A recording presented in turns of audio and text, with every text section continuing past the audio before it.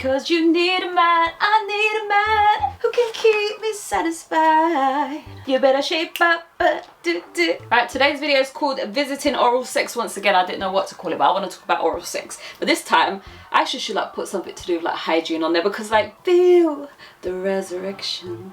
You're too shy to play. As per usual, I want you to get more comfortable about the subject. I want us to like just like dive into things that are uncomfortable to talk about, and then let's just get resolutions and solutions. Like feeling embarrassed and not having enough information, and then googling and only getting like things that are just like crap back, and that nothing that makes sense, and then you try things that you like find online, and then like, does it help? No. So today we're going to be talking about all of the uncomfortable things that you want to talk about in oral sex, so let's just do it. So sometimes me and my son, we my son and I, we have dinner together, because sometimes we don't. And then when we do, we put on Fuhad and James. I don't know why. I think it's because we both find them funny. I think they're called Chits and Gigs or something like that. Anyways, and then he was talking to this guy who had never given head in 21 years to his wife. He was married with her for 21 years and he never went down on her. And then James was saying that like, oh, you've got to do this, this and that. Anyways, let me just get into the subject, because of what they were talking about, I was like, you know what, let's just talk about it. I think the last time I spoke about this, I spoke about it with my sister. I think we just avoided the hygiene part of it, because we were just talking about the excitement, because obviously that's what you should be concentrating on, is the excitement of oral sex. But we didn't talk about all of the other things of what people are scared of and stuff. And I was like, and I've also been kind of embarrassed to talk about it myself, because, well, it's because I don't have a audience. I don't have a big audience of people to like actually listen to me and to make a change. So it's like, Nayna, why are you putting this stuff on the internet when nobody even listens to you? But I know that I have like a little bit of listening, but anyways, since when do I care about that? I don't. So, and then I was, so then I'm going to not care about it and talk about this uncomfortable subject of hygiene and oral sex. Anyway, so the big problem with a lot of people is that they are scared. No, they're not scared. I think that a lot of them had experiences of having a bad experience when they go down on a girl. And to be honest, girls would also have bad experiences, but we somehow have like different brains, or we're taught to have to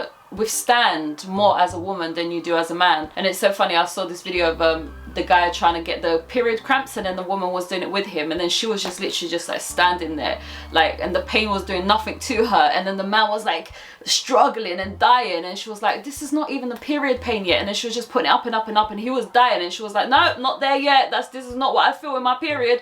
And then she got to like level 9 or something, and she was like, okay, this is more like it, and he was like not even surviving. And I think that we're just, I don't know why, I think that there is a positive to this, and we've not found it yet, but we withstand a lot more pain, and we withstand a lot more problems as a woman, and we're told that that's our position. And actually, maybe that's another video of like, what is the position of a woman in society. So the point is that if we went down on a man and he tasted absolutely disgusting, we would somehow not see it as like, I don't know, we won't see it as the end all, like, oh my gosh, it's the end of the world. And I feel like if a man went down on a woman and it tasted horrible, I think it would just be the end of the world for him.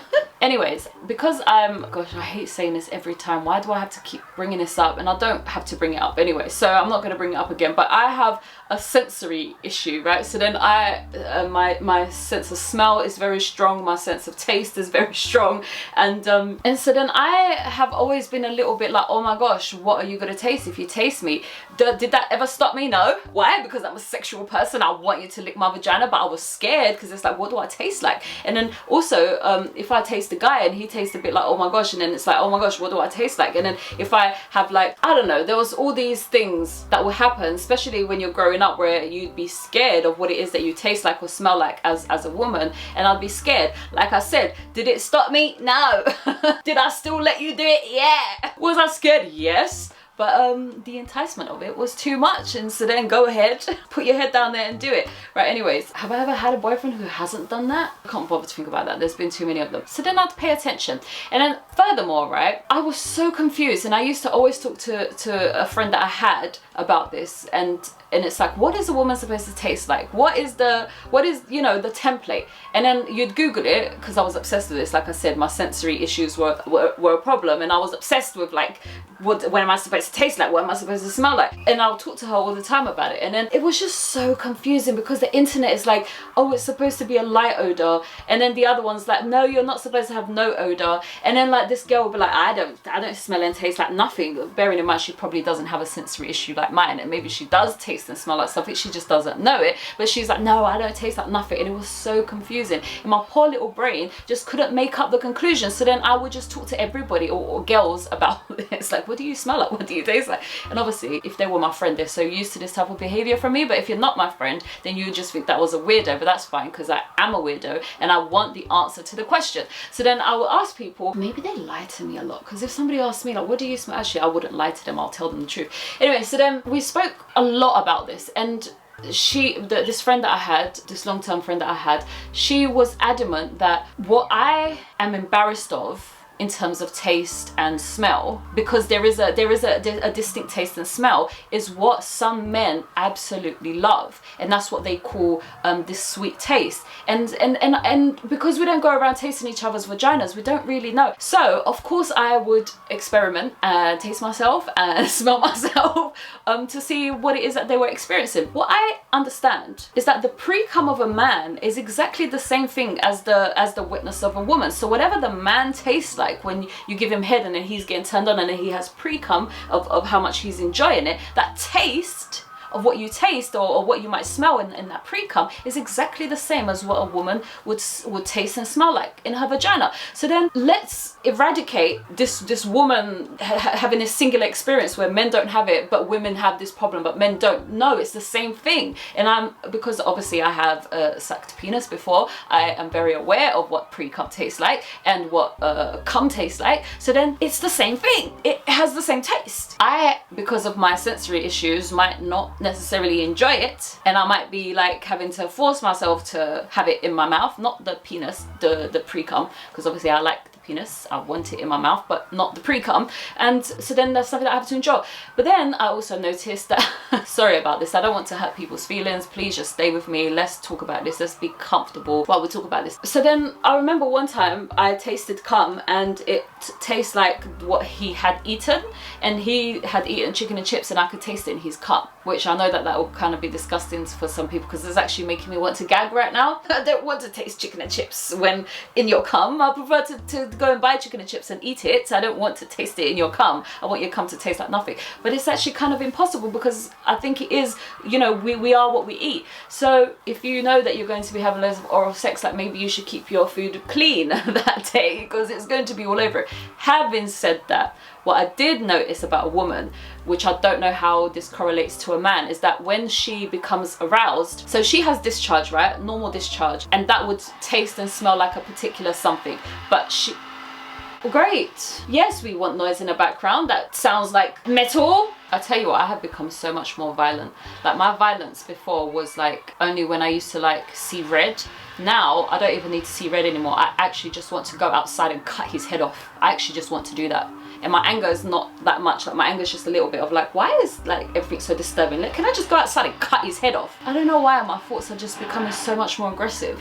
Like everything is so disturbing in this world. But of course it's to do with money, because if I had money I would make sure that I was not disturbed, and I'll pay for the non-disturbance, and here we don't have that option in this world. Anyways, let me calm down and just wait for him to finish cutting these words. I think I was talking about being aroused and how being aroused changes the consistency or and the texture of the wetness of a woman, so then it becomes much more watery. And actually I had my friend on this channel, his name is Naz, and he was talking about like making a woman squirt and how it's not wee and it's like this liquid, and maybe it is this liquid. When you become aroused, it mixes with the woman's natural liquids, watering it down completely, so then it actually does end up tasting like nothing. So I think that wetness that you end up getting all over your face should end up tasting like nothing, because of the arousedness has changed the liquid. And I did notice that if I tasted myself without being aroused, I would taste one way, and then if I was aroused and taste myself, I would taste a different way. But I think we really need to get it that this is not a woman problem. Like, this is not a woman thing. It's not just a woman that tastes and smells like something,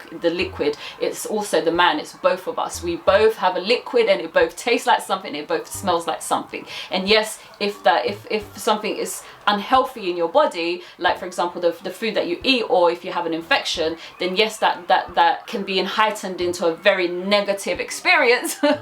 But if you don't, then it's a normal experience, and whatever that taste is, it's a normal thing if you're not sick and if you're not got any infections. So then I decided that I was going to, what was it, my son is in the habit right now, he's really into his health right now. He's going to the gym every morning before he goes to school. It's so cute. And he's making me order him yogurt, so then he can have like fruits with the yogurt, and it's like this healthy breakfast that he's having. So then I decided I was going to copy him and have some of his yogurt with thingy. And I have, usually as a woman, I have a lot of discharge, so I always have to have a pad on if I leave the house and stuff. And the day that I had the yogurt, there was 0 discharge that day, and I was like, what? So then I googled it. I said, how does yogurt help a woman's vagina? And I googled something, and apparently yogurt is really good for the vagina, and I didn't know it. No way. And then somebody else said something in a comment, like they were talking about oral sex in a comment, and then some man said, by the way, my woman, she loves yogurt, she has yogurt every day and she tastes amazing. I don't know if that means something, but I just wanted to put it out there. And I was like, oh, maybe that's what made me actually want to try it. So, and literally I had no discharge that day. But then I did get worried, because I have always had feedback about my vagina from men and how like nice it is, and I don't want to play with that. I want it to be that way. So then I was a bit worried, like, oh my gosh, what if yogurt makes me dry? what if yogurt makes me cold? And the opposite of like all of the compliments that I've ever had about my vagina. And I don't want, so I did get a bit scared that I was going to change the feeling of my vagina, but at the same time I was so happy that it made the discharge go away for the whole day. So now it's a trick here, that if I don't want to wear a pad, I'll just have yogurt in the morning, and then I won't have discharge that day. Which, is that even healthy? Because shouldn't I be discharging? Anyways, oh my gosh. So what I'm saying is that, like, as women, I think that we should, and men as well, I think that we should be aware of what it is that we taste like, and we should want to taste like at least the watered down version of this natural taste that we're supposed to taste like. And again, some men are absolutely in love with that taste and that smell, because especially when you walk into the room and you're like, oh, it smells like sex in here. What do you mean it smells like sex in here? So then that smell is normal. And some people love that smell. Some people hate that smell. They're embarrassed of that smell. And are we embarrassed of that smell because of all of the, you know, propaganda around how bad sex is or whatever? And actually, that's exactly what it is that we are embarrassed of, or why people avoid oral sex is exactly that. It smells like sex in here. That smell is what we don't want. We don't want that smell in my mouth, and I don't want that smell anywhere. I don't want to have that smell on me. Why is coming out my body? Why? And I think that is the smell that we can water down, or that we can control to make it into a pleasant experience. And then some people are obsessed with it, like I said, and they like it. And some people are not, and they hate it. But I really don't think that we should be embarrassed about it or single it out as if it's just a woman who's producing it. And maybe it is her her wetness that is making the room smell like sex, or maybe it's not, because I've also had, like I said, my vagina's not even come out yet, and I'm doing something to you, and I could smell it and I could taste it on you, not on me, because I've not come out yet, on you. So then it's not just the woman, it's also the man. Both of us have a taste and a smell, and we should definitely not single it out and say it's just the woman who's producing such a thing. I could tell my dog is outside chasing her tail. She gets so upset with her tail, and she's chasing, I can hear her. So then why are some men obsessed with that sex smell? Why are they obsessed with it? Because they're like, yeah, I want it, I like it, put it all over my face. I think it's because we are a little bit obsessed with sexual exchange, and so then maybe that smell reminds them of the sexual exchange, so then it reminds them of what is happening, and so then they like it and it makes them aroused. But still, it is a sexual smell, and and we both have it. Let's revisit the whole pleasing of the oral sex, because like James was saying that he you know, sometimes that he's so into it that he gets like loads of snot from his nose, and I'm like let's talk about that for a second. I just think, yeah, and again with my sensory issues, I might be wrong, but I also might be right, because I'm very sensitive about these things. I might just be saving a lot of women from this problem. I just think that we need to dial it down a little bit. And I think like exaggeration is like, it's a mental game. Same with the banging, same with like if you're going into sex straight away and you're like banging straight away, I think it's, you're trying to become something, have a picture of something, like do something, rather than being in a moment, feeling it through, creating a type of feeling. You're just like got a picture in your head and you're trying to achieve the picture, and that's not going to arouse, that's not going to create an orgasm. And that's probably why a lot of people take long to orgasm, because they go in with a picture instead of a feeling, and the feeling doesn't need exaggeration. And actually the feeling, all it needs is teasing. And then as soon as because if you tease something so much, as soon as you give it what it wants, it explodes. So then you might as well just tease me for half an hour, not even touch my vagina, and as soon as you touch my clitoris after 30 minutes of teasing me, it's going to be like a few seconds of an orgasm. Even though some people won't like that, because they want it to be a prolonged experience. But the point is that if you're like going in and everything is like wet and you're there and you've even got like uncomfortable fluids coming from your nose, it means that you're doing too much. And also, why are you in there so much? Like, you don't need to be in there so much. And yes, you can put your tongue inside of her hole, but again, you don't need to be like aggressive about it where it's causing fluids to come out of your nose. You could just be nice about it. But then he did say something that I liked, and he said, just pretend that your lips in somebody, but your lips in her vagina. Just pretend that that's what you're doing. I was like, oh, that sounds nice. You're French kissing my vagina, are you?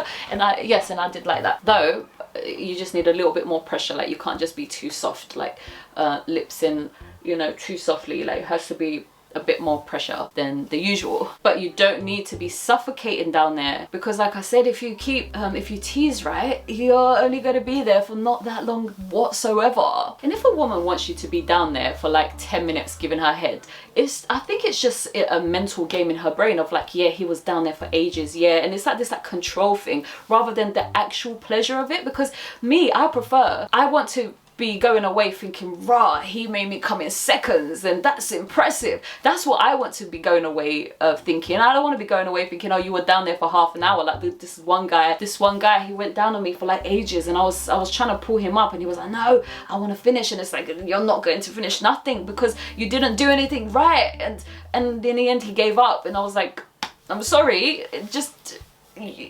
you went straight down there, and it doesn't work for me like that. But I do think that I am a little bit more stubborn than the typical woman. I don't know. So I was about to say, yeah, that maybe we can communicate with each other as couples and kind of say, right, well, you know, it tastes like this, I want it to taste like that. But actually I do think that it just like ruins it a little bit. And so then I don't want my boyfriend to say to me, oh, Nayna, you tasted a little bit sour today, can you, like, you know, next time can you eat some pineapple so you taste more sweeter? Like, I would be mortified. And also, you're never putting your mouth on me again, because what? And you don't like the way I taste? Like, shut up, like, don't tell me that. So no, I don't know about us talking with our partners about this stuff. Yes, we can prep and tell each other what we like, but this is all an arousing thing, you know, like when you're sexting and you're getting to know each other and it's all exciting. It should be an excitement. No way should you be making my heart drop to the ground like, oh my gosh, what? I tasted like what? I did what wrong? No, like, you know, it has to be an arousing thing, an exciting thing. So I do think that we need to build societies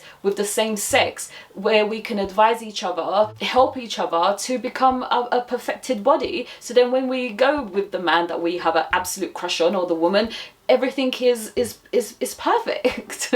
So then we should be going to each other for help and for tips and for like things. And do you know what? I had a friend, yeah, I know this is gonna sound so gross. Oh my gosh, is this gross? I mean, it is a bit gross, yeah, but I would do it, yeah. Like, if my friend asked me to taste her, not going down on her, like if she just gave me a finger and she told me to taste it, I would do it for her. Why? Because we just care for each other like that. So I don't know, like, maybe we should be helping each other in this way, so then when we do get with somebody that you fancy, that you're exchanging sexual pleasure with, that you're in a good place. And then if he still doesn't like what you are, it's not a match, and go away, please. And so then I do think that, like, for example, like if a man hates that a woman is like wet, for example, I don't know if the vagina's for him. Or maybe there's a woman who absolutely does not like for somebody to go down there. So then that's a match, because then you don't want oral sex from him. He doesn't want to give you oral sex, and that's a match, right?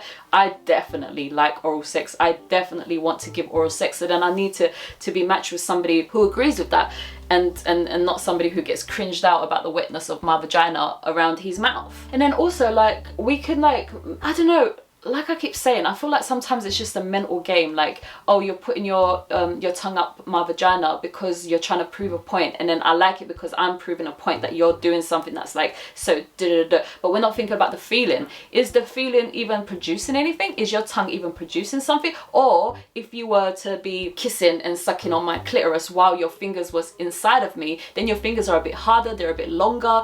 Then it makes sense that you're building an orgasm with your fingers while you're stimulating my clitoris with your mouth. Then that makes sense. But do you really need to put your tongue up my vagina, or is it just like a mental game that we're doing here? So, you know, maybe you don't even need to get my wetness all over your mouth, because if you just stick to even though that it does travel upwards, the wetness, but if you just concentrate on the clitoris with your mouth, technically you shouldn't have a lot of liquid going into your mouth anyway. But then if it excites you, it excites you. Not that it is going to build your orgasm, but it excites you. So then your match would be somebody who it also excites them to have their tongue up your vagina, and it excites them. So maybe that is a match if that's what you like, but it's just excitement. It's not going to build an orgasm. And me, I'm all about the technicality of it. You know, the end goal, I want an orgasm. Is your tongue inside of me going to build an orgasm? No. Is it going to make me excited? Yes. Am I going to have thoughts about it like, oh, he put his tongue up my vagina, oh, he's so naughty? Yes, but that's all it's going to do. It's not the physicality of it. And so then we can miss that out if you're using your fingers instead, even though, like, I just do like a bit of naughtiness. And then maybe I would be the half person. Like, sometimes you can use your tongue, sometimes you can use, actually both would be great. And again, is me swallowing your cum going to do anything for your orgasm? I don't think so. Can you quickly pull out of my mouth and come on me? Yes, I prefer that. I don't want to swallow your cum, because it's gonna make me gag, and I don't want to gag. But I can also try not to gag, if that's what you like. And so then I'm a bit in between about the swallowing cum, because I don't want to, like, swallow cum, but I also wouldn't mind. Anyways, let's please conclude this video. So I do think that we need a group of friends that we can talk to about these things, get advice from, experiment. No, not experiment, because God, please. That we can get guidance from, that we can become, you know, perfect our bodies. So then we're like the most fresh, nice tasting, nice smelling bodies for our partners. So then we have these like beautiful sexual exchanges. I do think though that the human race is at a point where we are not giving the body what it needs. And it's like the engine, right, of the car, it needs electricity, let's say, right, to run, yeah? I'm just making this up because I don't know what the engine needs. Does it need electricity? I don't know.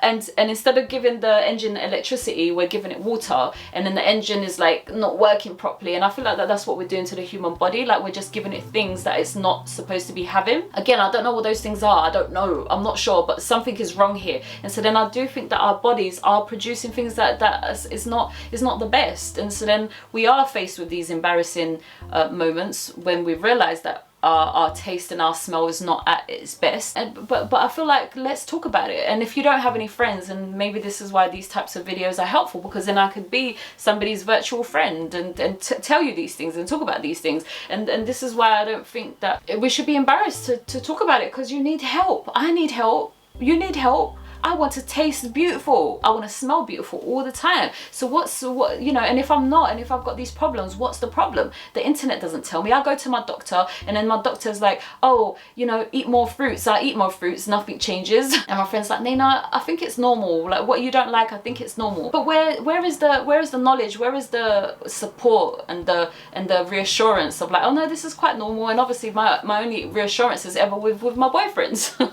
who never complain, or who's never said bad things to me about stuff like that, obviously, because I think that if they did, that would just be a bad experience.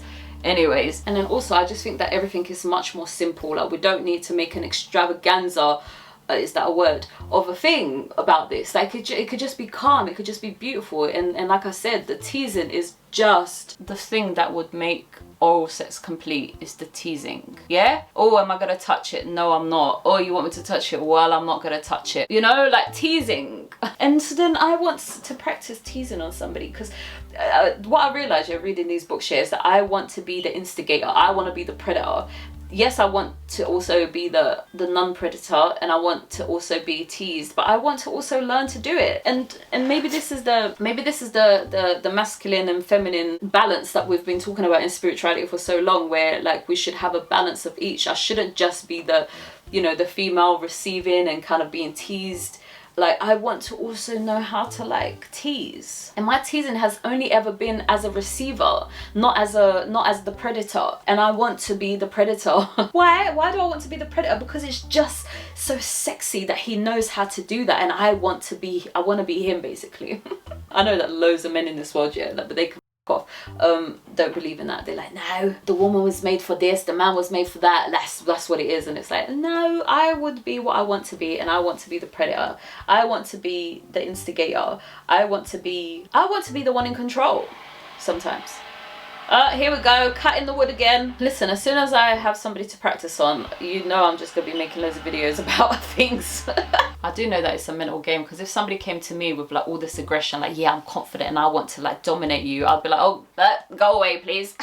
So he has to do it in a way that he's not being obvious. So I know also that I can't be up on somebody's face like, yeah, I'm the predator and I want to tease you, because it'll be like, this is too much.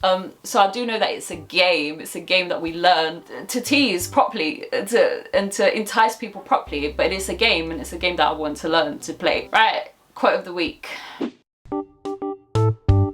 I asked Google and I said, what do doctors say about oral sex? I don't know, I wanted to hear like doctors go like, you go and enjoy your oral sex, like just make sure that it's somebody that you're partnered with. No, they didn't say that. The internet said that doctors say that you have to be careful with spreading STIs, sexual transmitted infections, sexual transmitted diseases. That's what you've got to be thinking about when you think about oral sex. And I was like, typical world, isn't it? Do you know what? I want to talk about condoms one day, because like I actually just feel like really upset about condoms.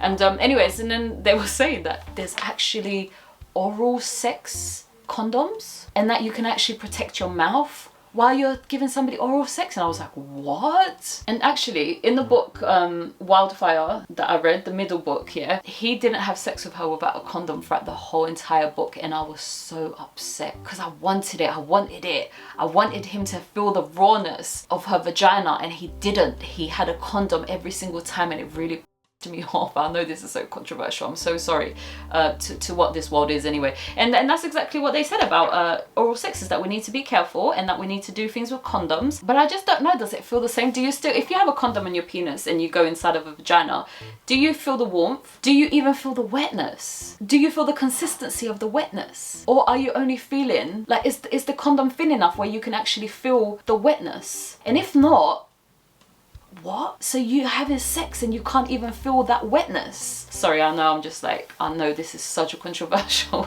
subject. And then also, why haven't we not made tablets for men? Why is it that we only have made contraceptive tablets for women? Why can't men also take contraceptive tablets? I don't understand that. And is it because we damage the insides and they don't want to damage men, but they don't mind damaging women? Like, I don't know why we only have pills for contraception for women and not for men, when it's probably just the same thing. Like, you know, study the man, make the pill for the man. Now the man can't, or is it because you're scared that you might do something irreversible and you don't care what you're doing to the woman that's irreversible? It's probably irreversible, these things that we put in our bodies, right? Anyways, the point is that I prefer to like have like this like thing on our phones where like we have proof that we've been like tested and that this is my results, and then like we exchange that information like while we're like sexting and and like before we even get into the bedroom, we're like, by the way, here's my, you know, here's my test results and send me yours. And so then we know that we're at least healthy, and the only problem that we now face is the pregnancy part of sexual exchange. But at least then this STI talk and stuff, it just goes out the window. I can't be bothered to get my phone to actually read what the doctors actually said, so I'm just gonna leave it there and we're gonna close this video. So guys, the woman and a man produce liquids. It's kind of very, very similar. They taste very similar. It's a sexual liquid. It can be watered down. The more aroused you are, the more watered down it becomes. Yes, that these liquids can be on the unpleasant side, but that can be sorted. I don't think that we should really be telling each other as partners that truth. I think that we should be going to each other. And also, do you know what? Maybe it is like per case scenario, because maybe like, you know, if you have emotional intelligence and then your guy goes down on you and then you're like, I don't think he enjoyed that, and you really want to talk to him about it, then maybe of course you can go ahead and do that. Say, I don't think you enjoyed it, and he'll be like, no, I didn't. Oh, why didn't you enjoy it? I didn't really like the taste. Oh, what did it taste like? Oh, it tasted a little bit sour. Like, you know, ask the questions, get your answers, and then take it as a big girl and then go sort yourself out, or whatever it is, and then, you know, figure it out. Because I have these conversations alone, they don't really go anywhere, and then I just leave them there. But anyways, right, teasing is the key for successful oral sex, and eating the right things is the key for your body to taste and smell nice. And then also, I don't know what else, something to do with your thinking process and your stress levels for a woman. I don't know about a man. Right, until next time, I will be back. See you later.